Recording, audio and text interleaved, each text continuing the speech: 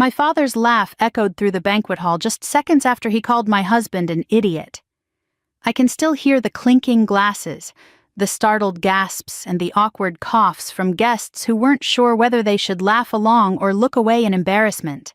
What I remember most clearly, though, was the look on my husband's face, how all the color drained out of it at once. And I remember my own hands trembling even though I'd been through Navy training deployments and more stressful inspections than most people see in a lifetime. But nothing, not even the longest nights at sea, prepared me for the humiliation that unfolded on what was supposed to be the happiest day of my life. I didn't plan to take the microphone. I didn't plan to speak at all. But when my father smirked and the room erupted in laughter, something inside me snapped. And when I stood up, walked toward that microphone, and looked directly into my father's eyes, both families froze. They had no idea what I was about to reveal. They had no idea that this time I wasn't going to stay silent. The banquet hall wasn't glamorous or extravagant, but it was warm and meaningful. We'd chosen a mid-priced event center just outside Columbus, Ohio, one of those places that hosts everything from high school reunions to retirement parties. Strings of soft white lights hung overhead, and the scent of baked ham and fresh rolls drifted through the air. My mother had insisted on real tablecloths, not those thin paper things, and the DJ was a retired firefighter who played classic Motown hits between announcements. It felt like home. It felt like America. I had promised myself that no matter what happened, nothing would ruin this day. But promises don't stand a chance when pride and cruelty get involved. My father wasn't drunk. That was the first thing everyone assumed because it is easier to explain bad behavior with alcohol than with character.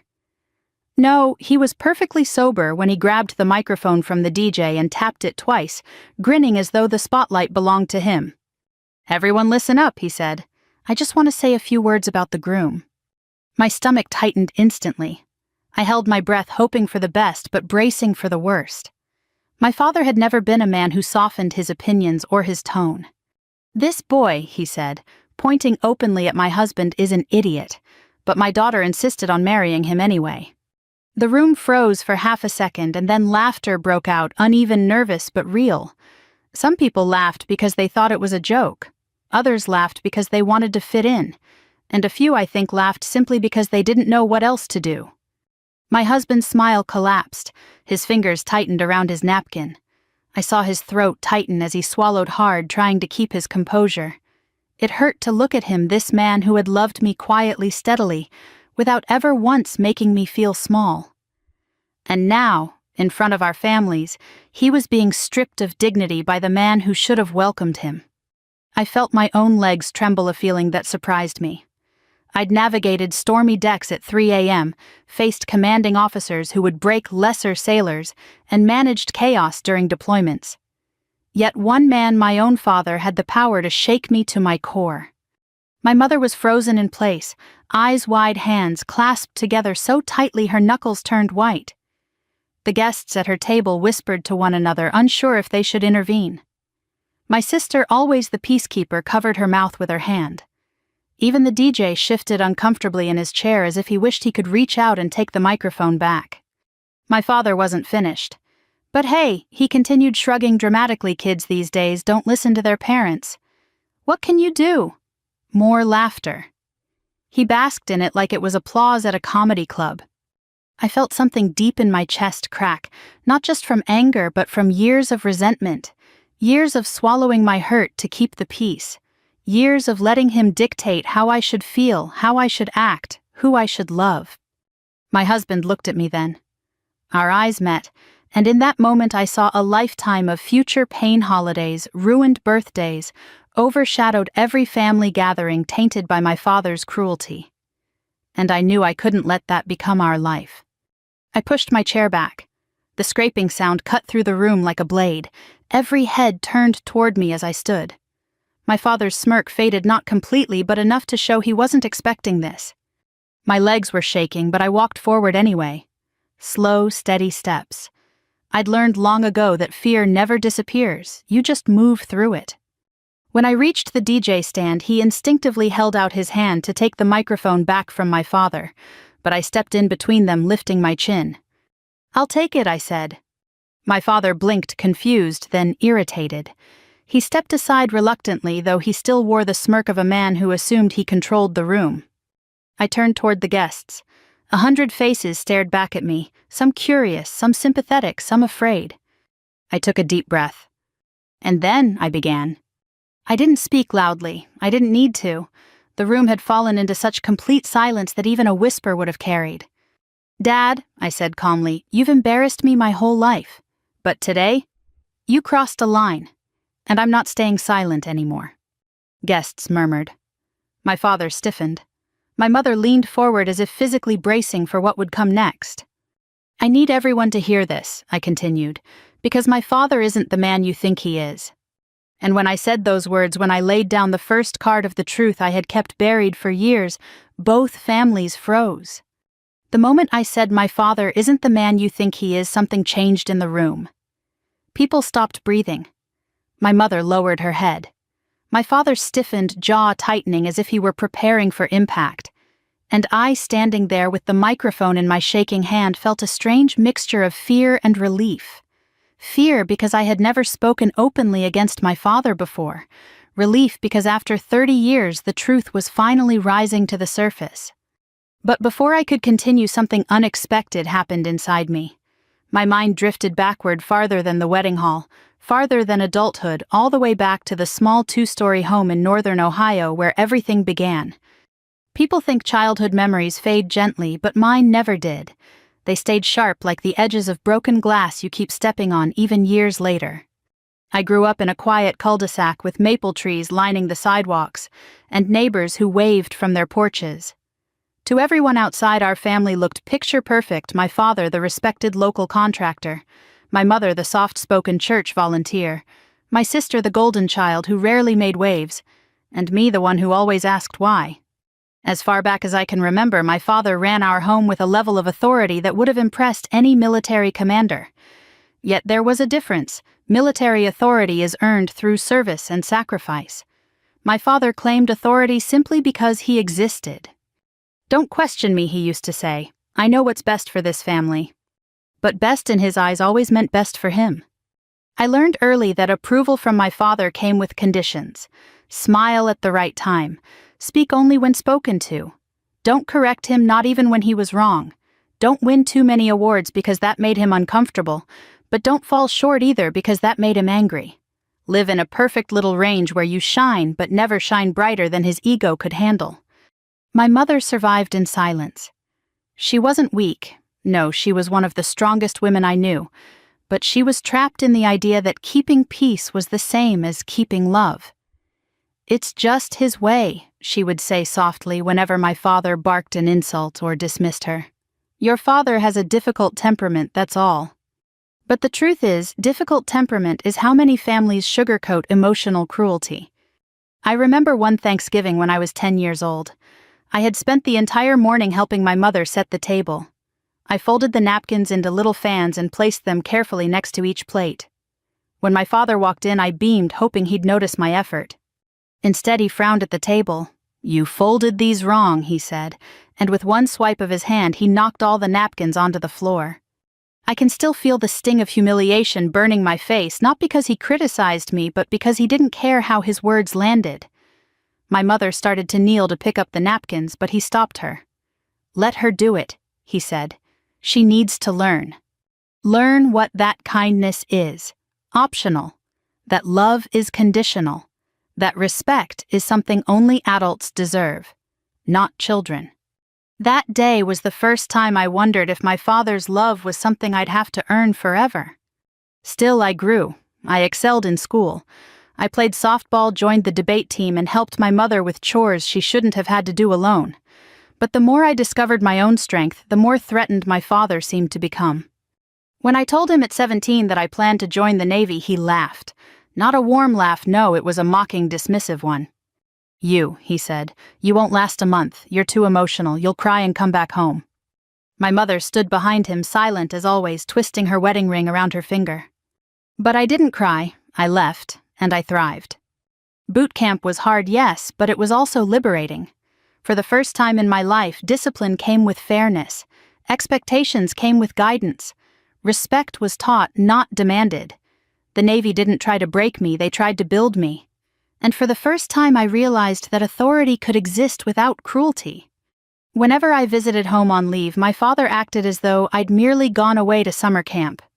He undermined my rank, poked fun at the Navy whenever he could, and once introduced me to his friends as my daughter who ran off to play soldier. But the worst moment came when I brought home the man who would become my husband. We met at a volunteer event for a local shelter me on leave, him helping coordinate donations.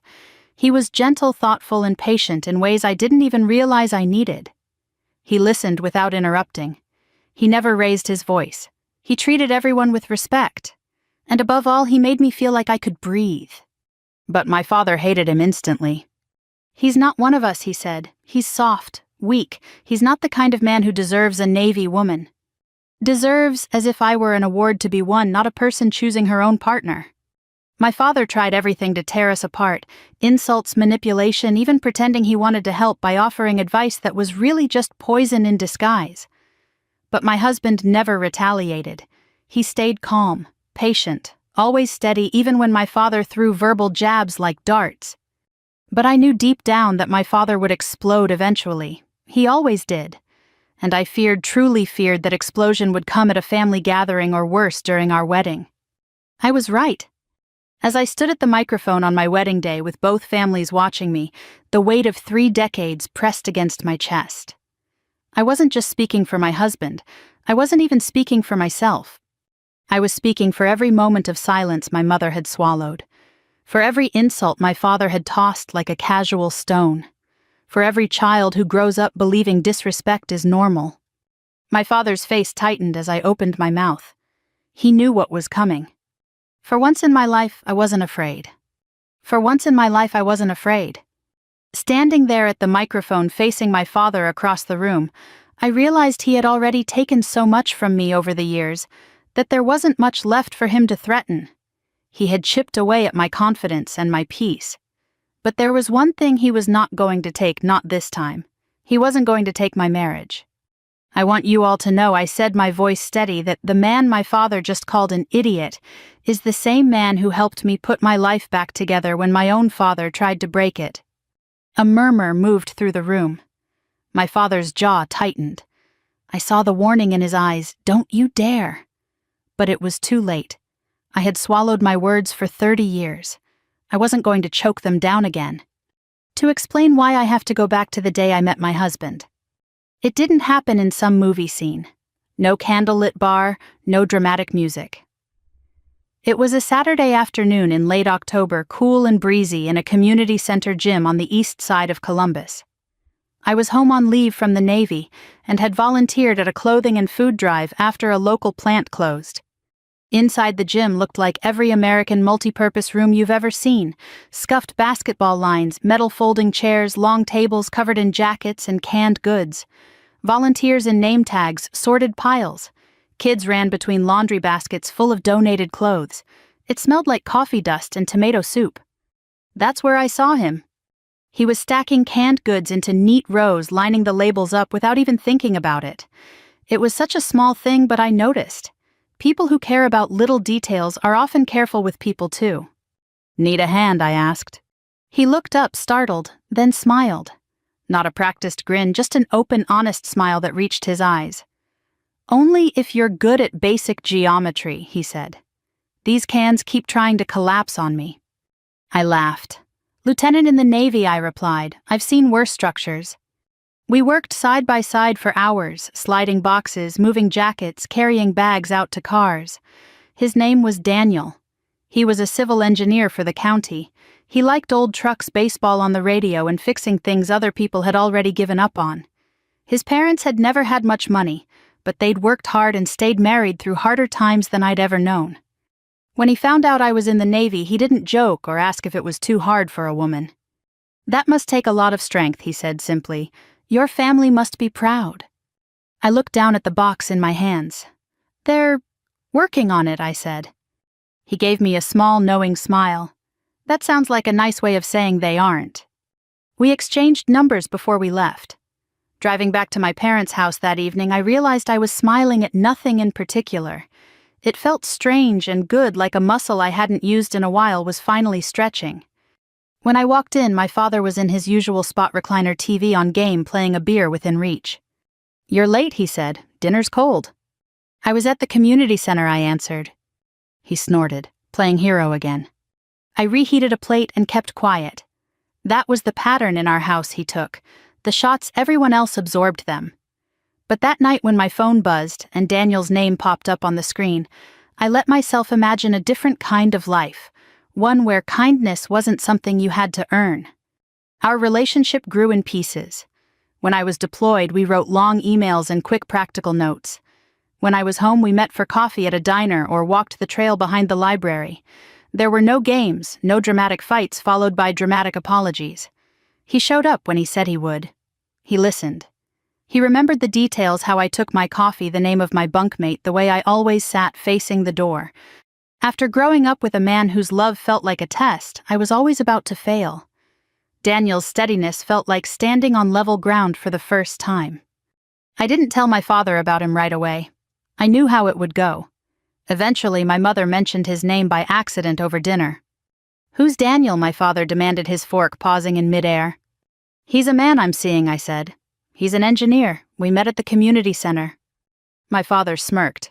"So, not military. Figures. Probably soft. You need someone strong, not some pencil pusher."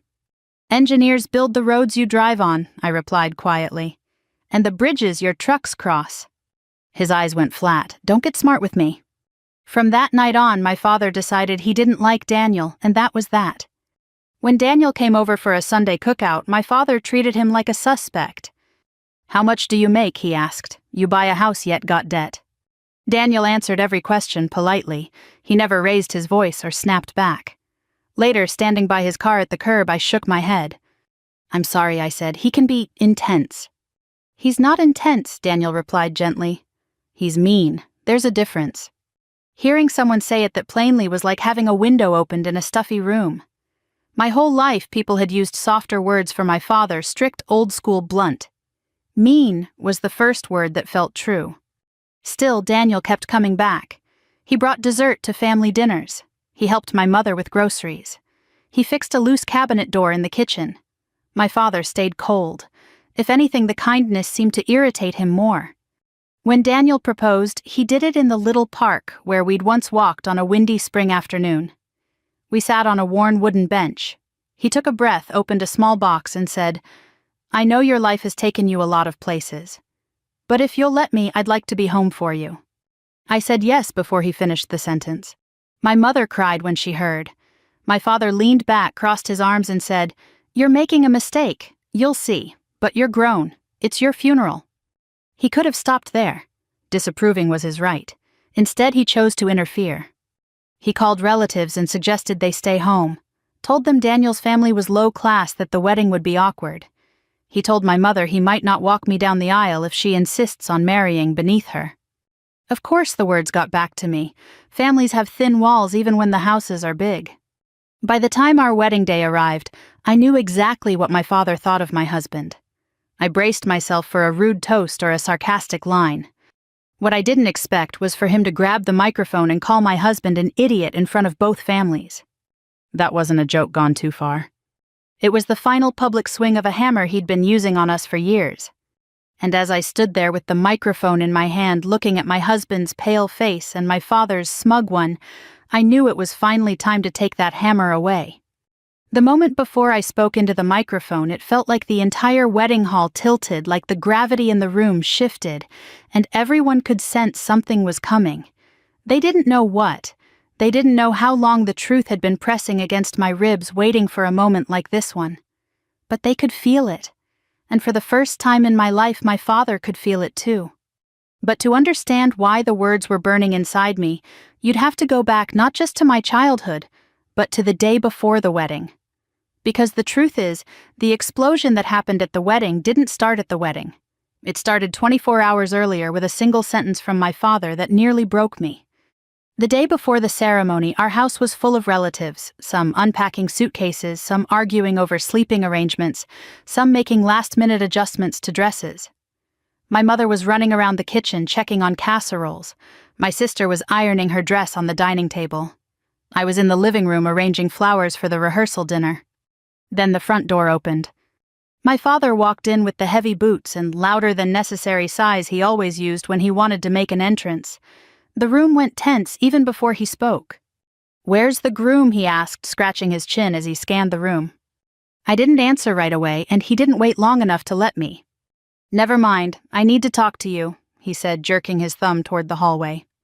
We stepped aside into the narrow corridor where family photos lined the wall portraits of the four of us at Disney World Christmas morning's birthdays, where everyone smiled as if the camera erased whatever happened the day before. My father stood beneath the photo of me in my Navy graduation uniform. He had never once complimented that picture. He crossed his arms. "You still have time to cancel this wedding." I blinked. "Dad, what?" "Cancel it," he repeated. "I'm telling you now because I'm trying to save you from yourself." Anger pricked my skin. "I'm not canceling anything." He scoffed. "You're emotional. You don't think straight when you're emotional." He leaned in close, lowering his voice so the relatives couldn't hear. "That boy is not good enough for you. He's weak, he's soft, he makes excuses. And if you marry him, he will drag you down." It wasn't the first time he said something like that.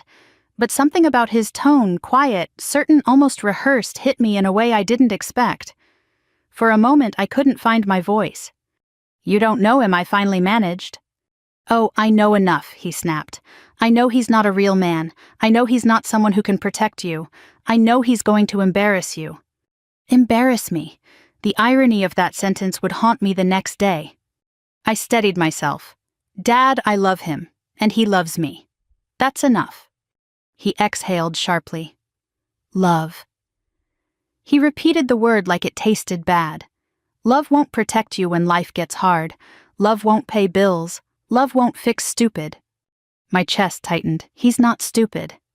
My father leaned closer, so close I could smell the mint gum he always chewed before lectures. "If you walk down that aisle tomorrow," he hissed, "don't expect me to clap. Don't expect me to smile. You want to ruin your life? Fine. Just don't ask me to pretend." Then he turned and walked away as if dropping a bomb and leaving the debris behind was something he'd trained for his entire life. That night I didn't sleep. I sat on the guest bed in the room I grew up in, staring at my old wallpaper little blue stars I'd picked out in 5th grade. It felt strange to be back in that space as an adult. The room looked the same, but I wasn't the same girl who once lived there. I kept replaying my father's words until they blurred together. Weak, soft, stupid, embarrass you, ruin your life. Sometime after midnight, I slipped downstairs for water. My mother was sitting at the kitchen table with a cup of tea, her shoulders slouched in a way I'd never noticed when I was younger. "You're awake," she whispered. I couldn't sleep. She nodded without looking at me. "He talked to you, didn't he?" I sank into the chair across from her. "Mom, why does he hate him so much?" She breathed out slowly. "Your father hates anything he can't control." I stared at her. She had never spoken about him like that, not once. Not openly, not honestly. "Why didn't you stop him?" I asked. She wrapped both hands around her cup, warming her fingers. "I tried. For years I tried. But your father, he listens to no one. Not even himself." There was something in her voice, tired, fragile, that made my heart ache. "Mom," I said softly, "has he always been like this?" She swallowed. For a moment I saw the reflection of decades in her eyes. "Your father has always been a man who believes he's right, even when he's hurting the people he loves most." She reached across the table, taking my hand. "But you don't have to live that way. You don't have to build your life under his shadow." Her voice cracked. "Just promise me one thing." "What?"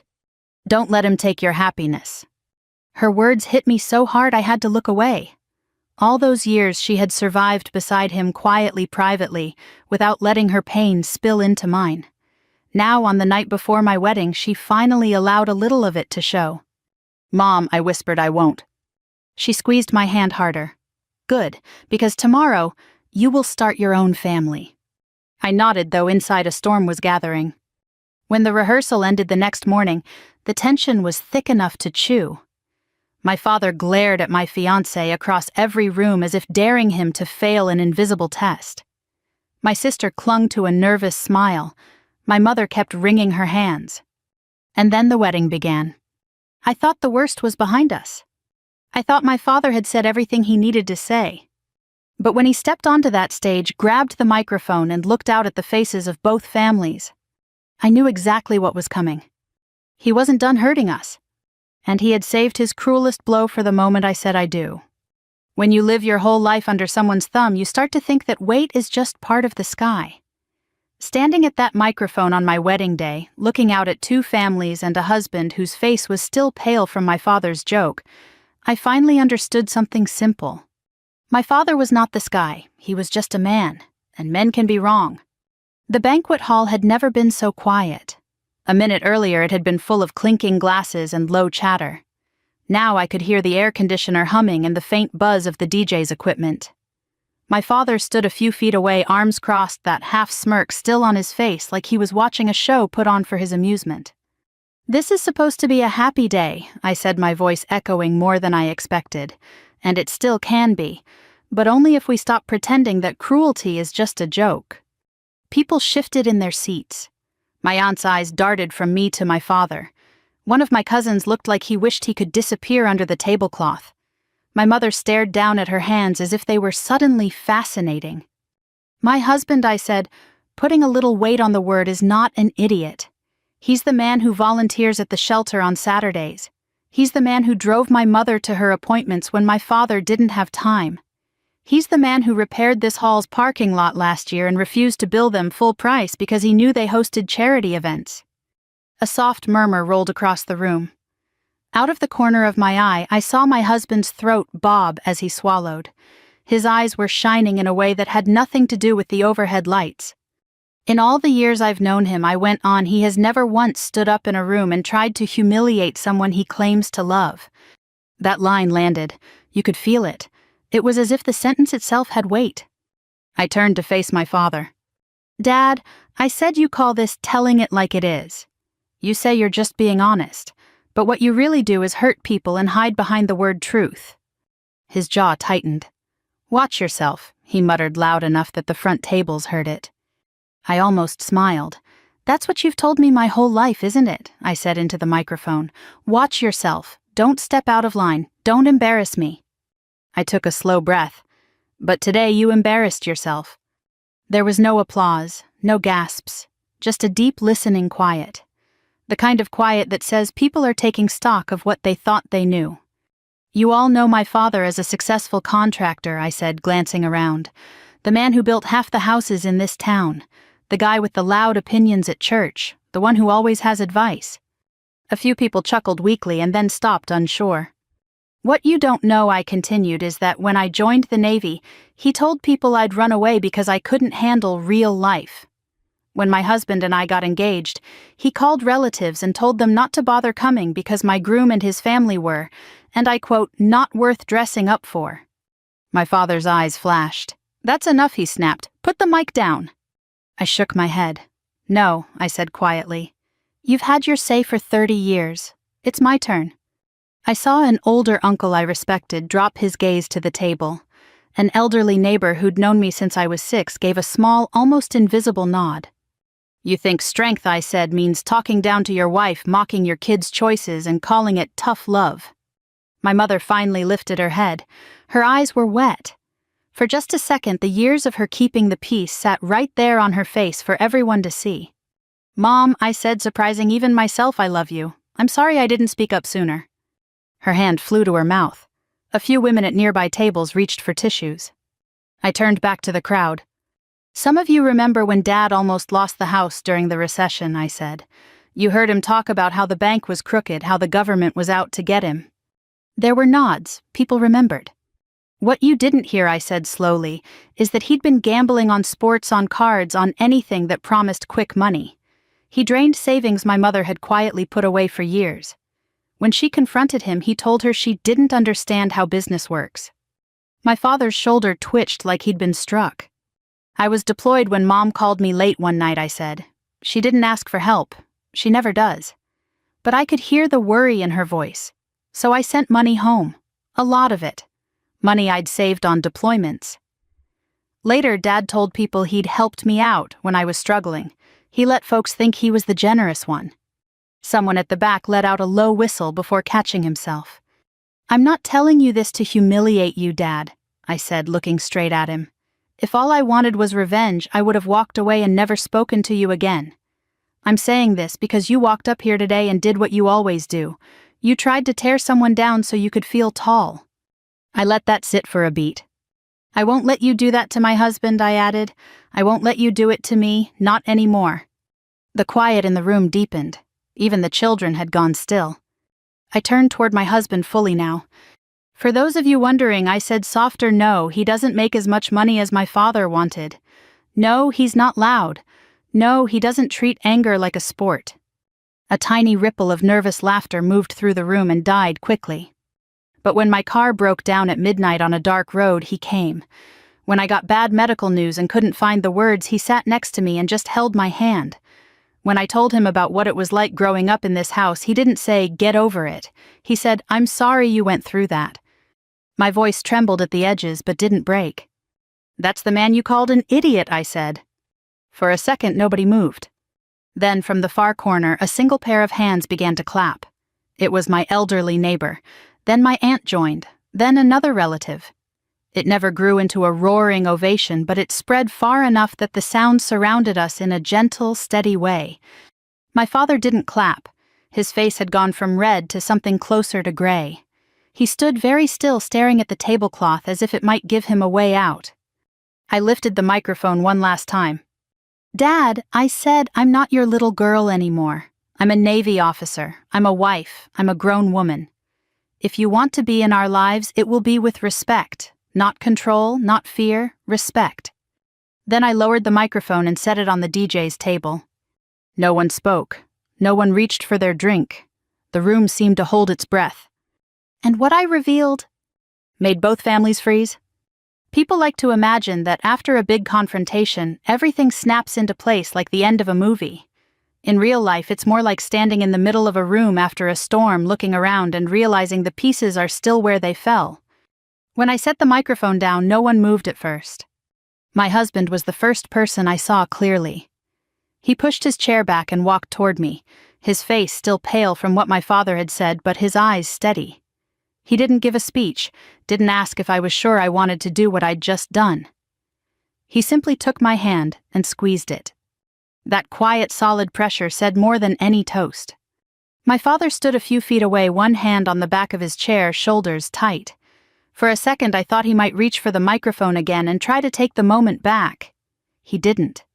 His jaw clenched, and his gaze moved restlessly from table to table, searching for someone who still looked amused, someone who might reassure him he hadn't just lost control of the room. No one rushed to his side. After a long, uncomfortable pause, the DJ cleared his throat and did the only thing he knew how to do. He picked up his spare mic and said, "All right, folks, let's, take a little break. Grab some coffee, say hello to someone you haven't seen in a while." Chairs scraped. People stood up. The room broke into pockets of low conversation, the way people whisper in hospital hallways. No one wanted to talk about what had just happened, but no one could quite talk about anything else either. My mother stayed seated. She sat at the head table with her hands clasped tightly in her lap, her back a little hunched like someone who had been holding her breath for a long time. Her eyes stayed on me. For a heartbeat, we just looked at each other across flowers and plates and half-finished glasses of iced tea. In that one look, there were 3 decades of swallowed words. I squeezed my husband's hand. "I need some air," I whispered. We slipped out the side door into the small concrete area where staff took smoke breaks. The late afternoon Ohio air felt cooler and cleaner than the air inside. Cars rolled past on the main road. Somewhere nearby, a lawnmower buzzed. The world outside our little crisis kept moving like it always does. I leaned my shoulders against the brick wall. "I feel like I just jumped off a cliff," I said. "You landed," my husband answered softly, "on both feet." "Are you angry I did it today?" I asked. He shook his head. "I'm glad you finally said something," he replied. "I've watched him cut you down in little ways for years.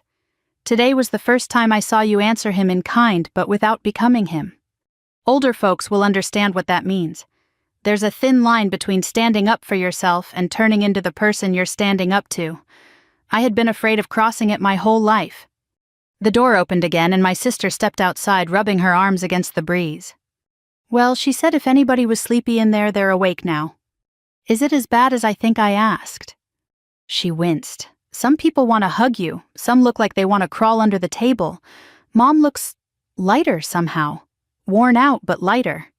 And Dad? I asked. She blew out a slow breath. He's furious, but he's shaken. I've never seen him shaken before. He keeps staring at his plate like it personally betrayed him. We stood together in a little triangle of silence, listening to muffled music through the door. Do you regret it? She asked. I thought about my husband's pale face when my father called him an idiot. I thought about my mother's hands twisting in her lap for years. No, I said. I'm scared, but I don't regret it. She nodded. Good. Somebody had to do it. I just didn't have the nerve. We went back in not because we felt ready, but because you can't live your life hiding behind a banquet hall. At some point, you have to walk back through the door. The rest of the reception went on, but there was a different tone in the room. People still cut cake, posed for photos, and complimented the decorations. But the laughter came in shorter bursts, and conversations had long pauses in them. Underneath, everyone knew they'd seen something true, and truth doesn't go back in the box. Some relatives hugged me when my father wasn't watching and whispered, "You did the right thing," or "He needed to hear that." Others stayed close to him, their faces pinched as if standing near his anger might shield them from having to examine their own. My father himself said almost nothing. He didn't apologize. He didn't make another joke. He just closed in on himself.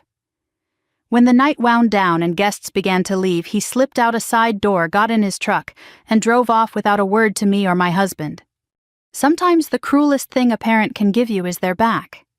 In the weeks after the wedding, if you'd driven past our little rental house, you'd have seen an ordinary young couple trying to build an ordinary life.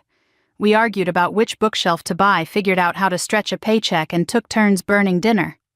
I went back to my Navy duties. On Sunday evenings, we sat on our second-hand couch and watched whatever ball game was on. From the outside, things looked fine. Inside, there was a steady ache, my father's silence.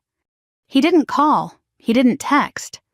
My mother reached out in small ways, a picture from church, a recipe, a thinking of you message, but his name never appeared on my phone. I kept having imaginary conversations with him while I folded laundry or drove to base. In my head, I told him how his words had hurt. In my head, he listened and said I didn't realize. I'm sorry. In real life, the phone stayed quiet. One Sunday afternoon, I sat at our wobbly kitchen table with a mug of coffee growing cold and realized I was tired of arguing with the version of him that lived only in my mind. So I wrote him a letter. Not a text, not an email, a real letter in my own handwriting. Dad, I began. I'm writing because silence has always been our way of dealing with pain, and I don't want to pass that on. I thanked him for the roof he'd kept over our heads and the years he'd worked hard to provide. Then I told him as calmly as I could how his words had shaped me, the jokes at my expense, the criticism disguised as honesty, the way he talked down to Mom. I told him it had taken serving in the Navy and standing on my own 2 feet to finally believe I deserved basic respect even from him. I will not build my marriage on fear, I wrote. I want you in my life and in my husband's life. One day I'd like you to know your grandchildren. But that can only happen if there is respect. I'm not asking you to be perfect. I'm asking you to try. When I finished, I read the letter to my husband. He listened, then nodded. It's firm, he said, but it's not cruel. That's a hard balance. Are you ready if he never answers? No, I said honestly, but I'm more tired of saying nothing. The next morning I walked down to the blue mailbox at the corner, slid the envelope through the slot, and heard it fall. Then I waited. A week went by, then another, then a third. No call, no letter, no text. It hurt. Of course it hurt. But there was a difference this time. The silence wasn't because I'd swallowed my voice. It was because I had finally used it. What I couldn't see from my little rental kitchen was that miles away at his own worn table, my father had read that letter more than once. And for the first time in a very long time, he wasn't replaying his own words in his head. He was replaying mine. 3 months passed before I saw my father again. That's the thing older folks understand better than anyone: time doesn't heal everything on its own. It only creates the space where healing might happen if someone is willing to walk into that space. I had taken my step by sending the letter. The next step wasn't mine to take. My husband and I settled into routines: work, grocery shopping, shared dinners, the occasional date night at the little Mexican place down the road. Life grew quieter, steadier. In many ways, it was the first peace I'd had in years. Still, every time the phone buzzed, a small part of me hoped it would be his name on the screen. It never was. Then, on a gray Saturday morning in late spring, I heard a knock on our front door. Not the quick tap of the mail carrier, not the friendly rattle of a neighbor. This knock was heavier, hesitating, as if the knocker wasn't sure he should be there at all. My husband looked at me from across the kitchen. "Are you expecting anyone?" I shook my head. He stepped aside so I could reach the door. When I opened it, my father was standing on the porch wearing the same old windbreaker he'd had since I was a teenager. He looked older, not in the way everyone looks older with time, but in the way someone looks when pride has been peeled back and the rawness underneath has been exposed to air. He didn't speak right away. Neither did I. Finally, he cleared his throat. "Can I come in?" The last time he'd been in this house, he'd left without saying a word. That memory hovered between us like dust in a sunbeam. I stepped aside and nodded. He entered slowly, almost cautiously, like he wasn't sure the floorboards would hold him. My husband greeted him quietly. My father nodded back, awkward, stiff, but not dismissive. That alone was new. We sat in the living room. My father on one end of the couch, my husband and I on chairs across from him. For a long moment it felt like a stalemate between old wounds and new boundaries. Then he exhaled. "I got your letter," he said.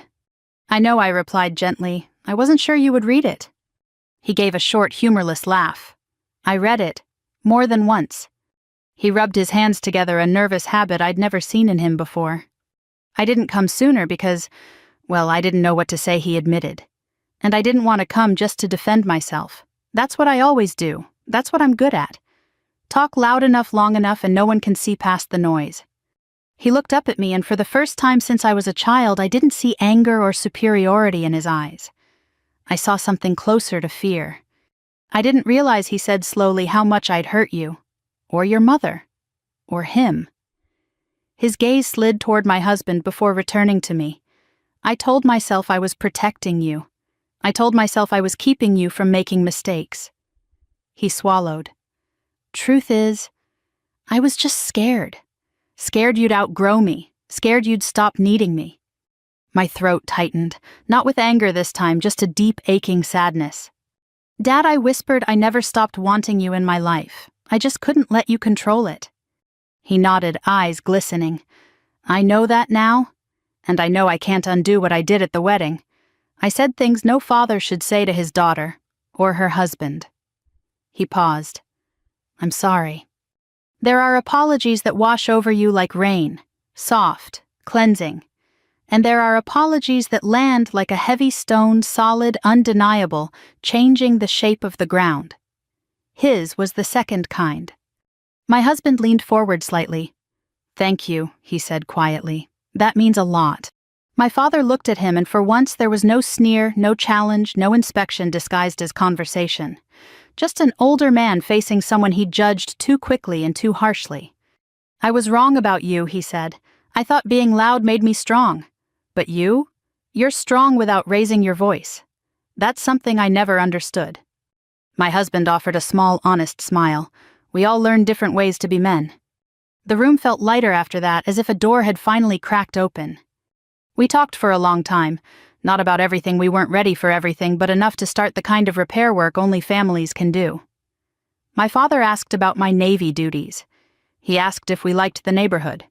At one point, he even asked my husband about the engine trouble he'd had with his truck, and they spent 10 minutes debating spark plugs like old neighbors. Before he left, my father stood awkwardly in the doorway. "I can't promise I'll never mess up again," he said. "I've been this way a long time. But I'm trying, and I'd like another chance, if you'll have me." I stepped closer and put my hand on his arm. "I'm not asking for perfect," I said softly, "just respect." He nodded, eyes wet. "I can do that." He pulled me into a hug, the first genuine hug we'd shared in years. When he stepped back, his voice cracked. "You deserve better than what I've given you." "So do you," I replied, "but that starts today." He walked down the driveway toward his truck. The morning light caught the edges of his silhouette, and for a moment he looked smaller than I'd ever seen him. Not diminished, just human. And sometimes seeing someone's humanity is the first step toward forgiving them. Months later, things aren't perfect. They're not supposed to be. Families aren't meant to snap into place like puzzle pieces. They're meant to grow, bend, stumble, and learn. My father still has moments where old habits creep in. But he catches himself now. He apologizes sooner. He listens more. My mother laughs more freely. My sister visits often. Holidays feel different, lighter, quieter, kinder. As for me and my husband, we're building the kind of home where respect isn't conditional, and love isn't something you earn by passing someone's test. And if you take anything from my story, let it be this. Silence protects the person who causes the harm. Truth protects the person who has endured it. And healing begins when someone decides the cycle ends with them. If this story touched you, share it with someone who needs courage today. And if you found a piece of yourself in it, stay with us for more stories of strength, family, and second chances. My personal thoughts on the story. This story hit me right in the gut. It's a raw, unflinching look at the quiet poison of emotional abuse in families, wrapped in a wedding day showdown that feels both heartbreaking and empowering. As someone who's seen and heard about too many people tiptoe around toxic relatives just to keep the peace, I felt a surge of anger on the narrator's behalf when her father snatched the mic and declared, "This boy is an idiot, but my daughter insisted on marrying him anyway," turning her joyous day into a public execution of her husband's dignity. The nervous laughter from the guests? That stung extra hard, highlighting how complicity in silence lets this crap fester. Flashbacks to her childhood humiliations, like him knocking napkins off the table to mock her, or dismissing her Navy grit with "you won't last a month," painted him not as a cartoon villain, but as a deeply flawed man wielding control like a crutch for his own insecurities. And Daniel, the steady civil engineer who fixed her car without fanfare, held her hand through bad news, and volunteered endlessly, calling him weak and soft, was the ultimate projection of the father's fears. But oh man, the pivot when she grabs the mic and unleashes, "Dad, you've embarrassed me my whole life. But today, you crossed the line, and I'm not staying silent anymore." That wasn't rage-fueled destruction. It was surgical truth-telling, defending her partner with specifics that humanized him while exposing the gambling debts and sabotage. The rooms freeze, the spars collapse, her sister's quiet, he's shaken. It all built this electric tension. Then the aftermath, the handwritten letter, the months of radio silence, and his doorstep apology admitting, "I was scared you'd outgrow me." It's messy, imperfect healing. Holidays still awkward, old habits creeping back. But it ends on a note of cautious hope, with her reflection that healing begins when someone decides the cycle ends with them. I teared up there because it's a reminder that courage isn't always fireworks. Sometimes it's just choosing your voice over inherited wounds. This isn't just a vent session. It's a testament to how one stand-up moment can rewrite family scripts. Lessons I take away from this gut-wrenching tale of confrontation and fragile repair. Here are the key takeaways that feel universally applicable, whether you're navigating family drama or building your own boundaries. Silence shields the abuser, not the abused. Speak your truth to break the chain the narrator endured years of belittling, from childhood pranks to pre-wedding sabotage, because staying quiet preserved a fragile peace. But grabbing that mic flipped the script. Silence protects the person who causes the harm. Truth protects the person who has endured it. Lesson? In toxic dynamics, bottling it up lets the cycle spin. One clear, factual confrontation, backed by specifics, not screams, could demand accountability and open doors to real change. Prep your words in advance, like she did in her letter, to keep it steady. Set ironclad boundaries early, especially around your chosen family, her father's pattern. Dismissing her Navy service, trash-talking Daniel to relatives, even urging her to bail on the wedding, was all about clinging to control. By declaring, "If you want to be in our lives, it will be with respect," She protected her marriage without total cutoff.